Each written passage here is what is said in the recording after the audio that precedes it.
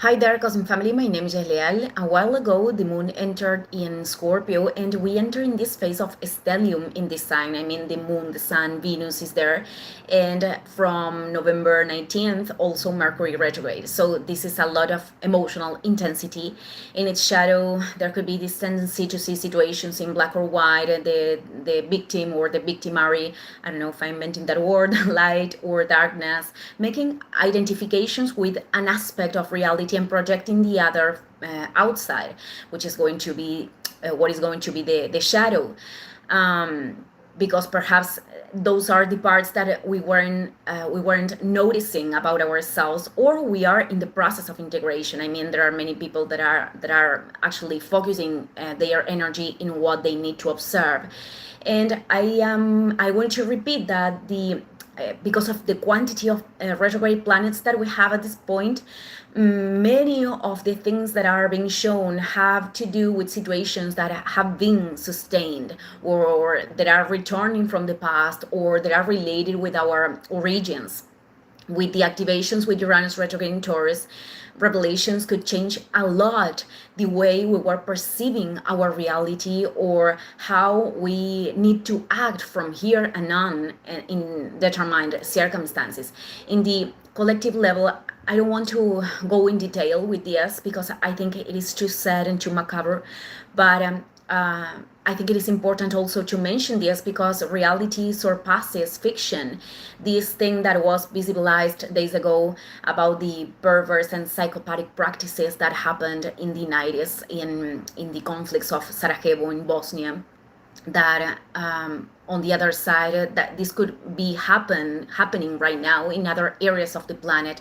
So these atrocities that are showing us the magnitude of the distortion of the system that it has been constructed, they have to serve as a calling. I am referring that many of us, we don't have the control. I mean, the individuals, we don't have the control of many things, of how the power is going to be managed, but doing our labor of elevating our consciousness, which is totally implied in observing how we are acting in our day-to-day tasks, in the projects or situations in which we are deciding to give our energy, connecting with the things that with what we came here to do.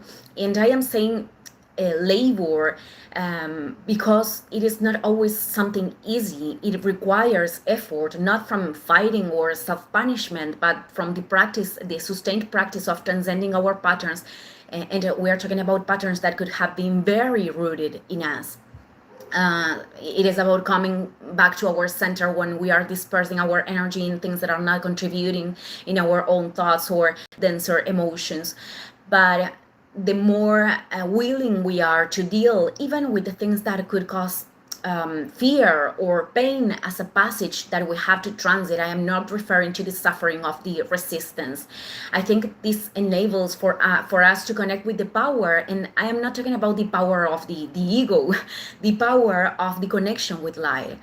And many people making this practice, we could retire the energy to these corrupted structures and to the things that we don't want to experiment anymore as a society.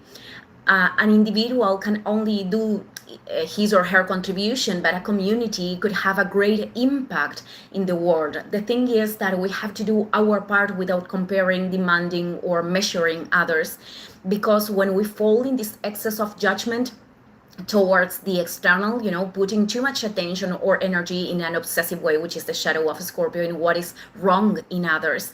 And of course, this doesn't mean to be in agreement, but we lose the focus in what actually helps us to reveal our function. Today, the Sun in Scorpio participates of this grand trine of water with Saturn retrograde in Pisces and Jupiter retrograde in Cancer. And we have to remember that this is a very fluid energy, but this could also be something that we are not taking advantage of. And not taking advantage of this energy in a contact with Saturn could be rejecting our part of responsibility of the circumstances. And responsibility is not guilt. Even for some people, developing maturity right now could mean stopping taking situations or imbalances of other people as if it were their responsibility. But perhaps understanding that sustaining themselves in certain dynamics where other people aren't recognizing how they are acting response to a lack of healthy boundaries. I am mixing the languages. And to a conditioning that makes them to believe that they have to accept that kind of behaviors.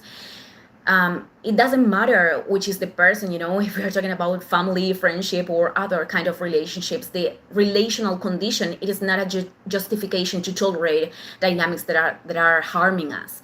In other polarity, other people could have rejection to assume their own imbalances. I mean, the behaviors that could lead them to create or repeating experiences that they don't want to experiment anymore.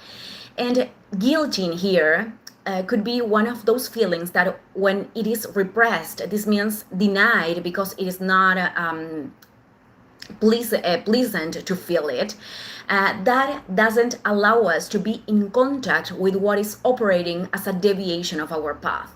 One thing is to sustain ourselves in guilty, and the other one is trying to escape from feeling it. Both things are an imbalance because enabling ourselves to feel guilty leads us to recognize what requires a change, and precisely to transform that in responsibility, in understanding what we need to decide or to put a boundary to respond to this coherence of the soul. But many times people don't want to contact with that feeling because facing it implies assuming aspects of themselves that could be very painful of assuming, communicating things to other people that are not comfortable of saying.